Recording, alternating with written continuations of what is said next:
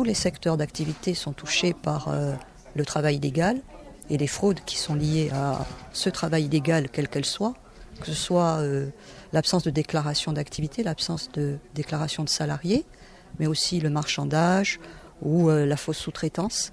Et ce travail illégal touche aussi les entreprises du paysage de façon de plus en plus massive. C'est pour ça que nous avons décliné aujourd'hui, régionalement, cette convention qui a été signée au niveau national avec le ministère du Travail, l'UNEP et la Caisse centrale de MSA. Recourir à une entreprise qui n'est pas, je dirais, dans les clous, expose le particulier à des risques à la fois de malfaçon sur la qualité du travail, mais aussi à des risques en cas d'accident du travail en présence d'un salarié, où ce particulier pourrait éventuellement être sanctionné en titre de donneur d'ordre, au même titre que l'entreprise de paysage qui est intervenue auprès de ce particulier. Nous coordonnons tous les corps de contrôle avec les moyens qui sont ceux de chaque corps de contrôle pour avoir un maximum d'efficacité, que ce soit sur les contrôles travail illégal dans le paysage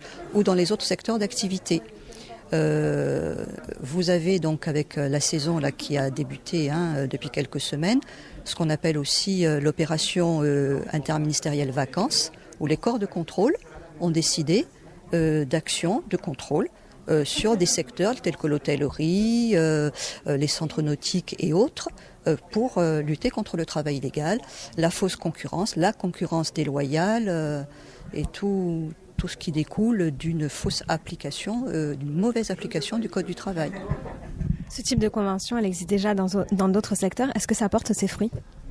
Elle existe localement, régionalement ici, dans le secteur du BTP. Elle a été signée, me semble-t-il, en 2014. Effectivement, au niveau des signalements, puisque c'était un des axes, un des éléments de la convention signée, on a peu de retours. Mais c'est un secteur que nous contrôlons fortement parce que, outre le travail illégal, le secteur du bâtiment est un secteur qui expose aussi les salariés et ceux qui interviennent à des risques d'accidents du travail graves, voire mortels.